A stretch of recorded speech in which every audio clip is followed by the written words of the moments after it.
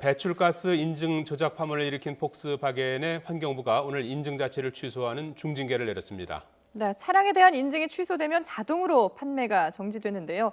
폭스바겐의 국내 시장 퇴출 위기에 소비자들은 피해를 입지 않을까 우려하고 있습니다. 네, 이주수 변호사 모셨습니다. 안녕하세요. 네, 몇 가지 이슈를 좀 같이 좀 다뤄봐야겠는데 먼저 폭스바겐 코리아가 사실상 퇴출된 거 아니겠습니까? 네네네, 일단은 그렇게 보입니다. 지난 한 10년 동안 팔린 차량의 한 70%가 판매 정지 조치를 당하게 된 건데 네네. 오늘 판매 정지는 32개 차종 8만 3천 대에 대해서 인증 취소 인증 취소는 바로 판매 정지를 의미한다고 하는데 네네. 이미 판매된 차들 아닙니까? 이게 어떤 의미가 그러니까 있는 지금까지 판매된 차에 대해서는 사실은 우리나라 환경부에서는 지금 리콜 조치를 하도록 계속 권유를 하고 있습니다만 네.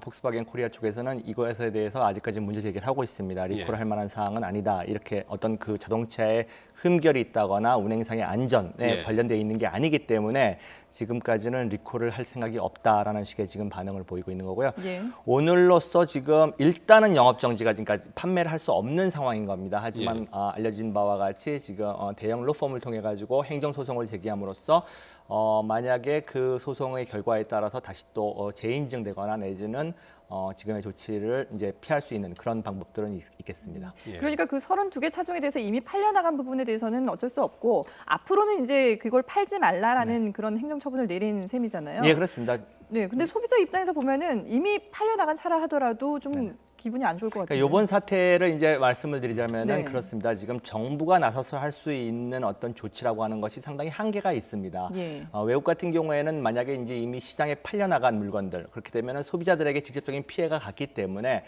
소비자들이 권익을 이제 향상시킨다는 측면에서 소송을 제기한다거나 이런 식의 것들을 통해 가지고 이제 보상을 받고 배상을 받고 이렇게 할 수가 있는데 지금 정부는 사실 그 제품의 소비자가 아닙니다. 그러다 보니까 직접적인 손해를 받은 게 아니라 규제라고 하는 관점에서 지금 이제 더 이상 조작된 서류를 가지고 통과를 한 것이니까 이것을 행정적인 조치로서 더 이상 판매하지 않겠다. 판매할 수 없다. 이런 지금 조치를 취한 거고요. 사실은 지금 대한민국 소비자들이 분노하고 있는 것은 아까 말씀하신 것처럼 이미 판매된 것들에 대해서 사실은 그 차를 산 사람들은 연비가 좋다 뭐 이런 것들을 믿고선 산 건데 이 부분에 대한 어떤 보상이 이루어지고 있지 않기 때문에 그 부분에 대해서 지금 분노를 하고 있는 것입니다. 예, 오늘 사과한 게 뭐 이제까지 전부이다시피 한 것 같은데 자동차 회사 쪽에서는요. 이렇게 이제 보면은 작년 11월에 기계 조작을 하지 않았습니까? 네네, 저감 장치를 조작했다고 해서 12만 6천 대가 판매 정지 됐었고요 이미. 네네. 이번엔 이제 서류 조작입니다. 지난번 네네. 기계 조작. 이번엔 네네. 서류 조작으로 오늘 32개 차종 8만 3천 대에 대해서 판매 정지. 네네네. 그리고 정부에서 이제 20만여 대에 대해서 판매 정지 조치가 네네네. 내려진 건데 네. 그렇다면 구체적으로 기존 고객들의 뭐 피해는 전혀 없는 겁니까? 어떻게 글쎄요. 봐야 됩니까? 그러니까 피해라고 하는 것은 이제 어떻게 보느냐에 따라 조금씩 다릅니다. 예. 그러니까 지금 폭스바겐 코리아나 이런 쪽에서는 지금 이것은 그러니까 소위 말하는 정부에다가 네. 물건을 팔기 전에 허가를 받기 위한 서류 내지는 이런 것들에 대한 어떤 문제가 있었던 부분이지 소비자들에게 직접적인 손해가 간다거나 어떤 안전상의 문제가 되는 게 아니기 때문에 소비자들과의 관계는 또 다른 차원의 문제다. 지금 이런 식으로 지금 접근을 하고 있는 상황이고요. 이것이 지금 많은 이제 소비자 단체라든지 이런 쪽에서 문제를 제기하는 게 일단은 폭스바겐이나 이런 쪽의 대응 자체가 다른 국가 시장과는 너무나 판이하게 지금 우리 소비자들을 대하고 있다는 측면에 대해서 상당히 분노하고 있고요. 그렇죠. 사실 폭스바겐 코리아 이제 아우디까지 아울러서 같은 회사에서 만들어내고 있는데 세계적인 자동차 메이커입니다. 네. 그러다 보면은 그들의 어떤 그 명성 이런 것들을 지키려고 하는 어떤 노력이 있어야 되는데 비해서 또 특히 한국 시장에서 폭스바겐 코리아가 상당한 지금 시장 점유율을 보이고 있는 상황입니다. 네. 그럼에도 불구하고 대한민국의 어떤 소비자들에 대해서 상당히 좀 경시하는 그런 태도를 보인다는 것 자체가 지금 상당한 분노를 일으키고 지금 뭐 있는 자막에도 것입니다. 나오고 있습니다만은 미국에서는 그 소비자 배상금으로 뭐 17조를 합의를 썼는지 8조를 했습니다. 썼는지 뭐 이런 얘기가 네네. 있는데 같은 내용 아니겠습니까? 이게 한국 소비자에 대해서는 왜 이렇게 이제 그게 이제 법제도적인 겁니까? 좀 측면이 차이가 있습니다. 그렇습니까? 예를 들어서 이제 미국 같은 경우는 지금 소송이 진행이 돼가지고 소송의 어떤 결과물로서 저렇게 나온 것이 아니고요. 소송이 이미 들어가기 전에 합의금이 저렇게 나온 것입니다. 그런데 미국 같은 경우에는 사실 소비자들 권익이 상당히 높은 법적 제도를 갖추고 있습니다. 예를 들면은 뭐 집단 소송이 있다거나 징벌적 손해배상이 있다거나 또 소송을 진행함에 있어서 입증 책임 자체가 소비자가 아닌 제조업자에게 전가된다거나 이런 여러 가지 사실 싸울 수 있는 무기를 갖추고 있는 법적 시스템을 갖고 있습니다. 그에 비해서 이번에 이제 많이 문제가 된 것이 대한민국에는 그런 제도들이 거의 없습니다. 예. 집단 소송도 지금 소비자 집단 소송이 없고요. 유일하게 있는 게 이제 증권 집단 소송이 예. 있는데 아직 그런 것들이 갖춰지지 않고 또 징벌적 손해배상이 없습니다. 그러다 예. 보니까 그러니까 기업 쪽 제품을 만들어내는 기업 쪽에서는 사실 크게 두려워할 것이 없죠. 소송이 진행이 된다 하더라도 어떤 금전적인 피해, 경제적인 피해가 직접적으로 오지 않기 때문에 또한 소송을 진행함에 있어서도 제조물 관련된 소송이라는 게 상당히 어렵습니다. 예. 소비자가 입증을 하기에. 왜냐하면은 정보 자체가 기업만이 알고 있는데 이것을 대한민국 소비자들이 뭐 접근을 해가지고 내지는 그 정보를 얻어낼 수 있는 상당한 장애가 있기 때문에 소송을 진행함에 있어서도 미국에 비해서는 상당히 불리하기 때문에 이제 이런 어떤 법적 취약점들을 누구보다도 잘 알고 있는 게 이제 폭스바겐 코리아이기 때문에 지금과 같이 미온적으로 소비자들에게 대항하는 게 아닌가라는 생각을 해봅니다. 국내에서도 지금 폭스바겐 소비자들이 소송을 지금 준비하고 있는 걸로 알고 있는데 그러면 이게 소송을 한다 하더라도 실질적으로 뭔가 좀 얻어내기는 힘들 수도 있겠군요. 그렇습니다. 근데 이제 이제 소송의 이제 모양을 조금 더 설명을 드리자면 네. 미국 같은 경우는 집단 소송이 있어가지고 피해자들이 직접적으로 그 소송에 참여하지 않더라도 그리고 그 대표 원고가 어떤 결과를 얻어내면은 그 영향이 이제 소비자 전체에게 미치는 네. 그런 식의 집단 소송을 가지고 있는 데 비해서 대한민국의 법제도는 지금 그 물건을 사가지고 피해를 본 사람들이 전부 원고가 돼야 됩니다. 그러다 보니까 이제 다수의 이제 소송이 진행이 되는 거고요. 예. 그러다 보면은 소비자 입장에서는 소송 비용이라든지 인지대라든지 이런 것들을 포함해서 비용이 들 수 밖에 없기 때문에 이제 주저할 수밖에 없는 그런 법제도를 가지고 있고 또 그 소송이 진행됨에 있어서도 미국과 비교했었을 때는 상당히 원고 소비자들에게 불리할 수밖에 없는 지금 법제도를 갖고 있기 때문에 또 사실 지금 뭐 폭스바겐 코리아라든지 외국계 기업들이 한국에 와가지고 대형 로펌을 통해 가지고 뭐 잘 방어를 하면 방금 말씀하신 것처럼 보상이 담보된 그런 네. 상태는 아니라고 하겠습니다. 알겠습니다. 네.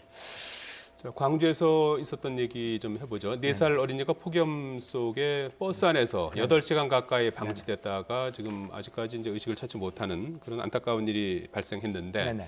중간에 이제 버스 기사가 이렇게 뭐 세차도 하고 그랬다고 그래요. 네네. 그런데 너무 이렇게 짙게 썬팅이 돼서 네네. 안에 있는 아이를 네네. 보지 못한 것 네네. 이런 부분들이 상당히 안타까움을 더해주고 있는데 말이죠. 이런 기준은 어떻게 되는 겁니까? 글쎄 지금 알려진 바에 의하면은 뭐 아이들 8명 정도를 8시 57분경에 내려주고 예. 이제 자기는 세차를 하기 위해서 차를 가져갔는데 그 안을 보니까 안 보였습니다. 예. 이제 까맣더라고요. 시커먼 썬팅으로 인해 가지고 안에 아이가 있는지를 모르고 있는 상태에서 세차를 하고 이면 도로에다 주차를 해놨고 한 8시간 정도 이후에 이제 7, 8시간 이후에 와 보니까 아이가 있었고 이런 지금 안타까운 상황인데요. 예.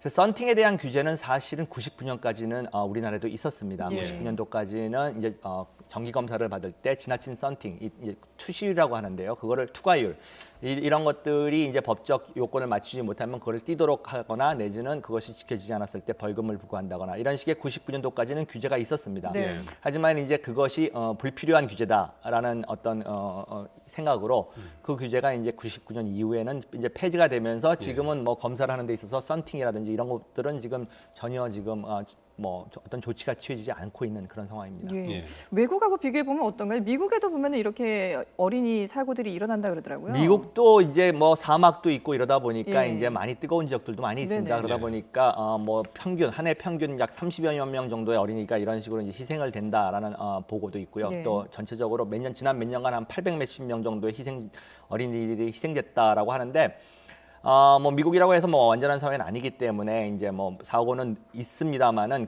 이제 미국 같은 경우는 특히 캠페인을 통해서 이제 이런 것들을 좀 이제 줄이려고 네. 하고 있습니다. 예를 들면은 운전자가 나가기 전에는 반드시 동승한 아이들에 대해서 다시 한번 체크를 하게끔 하는 어떤 그런 운동을 벌이고 있다거나 네. 그다음에 아이 혼자만을 두고 단 그것이 10분이라 하더라도 어른이 나가는 경우를 법적으로 규제하고 있는 주들도 있습니다. 예를 들면은 캘리포니아 같은 경우가 이제 상당히 강력하게 이제 법 제도를 가지고 있는 주인데요. 예. 거기는 잠깐 어른이 뭐 볼 일이 있어서 10분만 나간다 하더라도 아이 혼자 놔두는 거는 법적으로 처벌을 받도록 되어 있습니다. 아주 강력한 법을 가지고 있고요.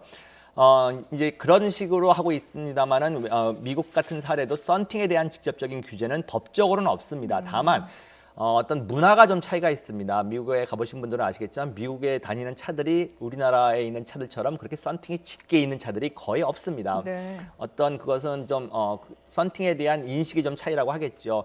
대한민국 운전자들 같은 경우에는 좀 어떤 그 비밀, 예를 들면 뭐 사생활 보호라든지 네. 뭐 보여주고 싶지 않은 그런 심리가 있어가지고 짓게 하는 경향이 있는 데 비해서 미국 같은 경우에는 사실 어떤 마피아라든지 이렇게 남들에게 보여주고 싶지 않은 일을 하는 사람들만 그렇게 썬팅을 하지 특별하게 썬팅을 그렇게 하는 것 자체를 좋아하지 않는 문화이기 때문에 네. 그런 면에서는 좀 차이가 있겠습니다. 예. 예.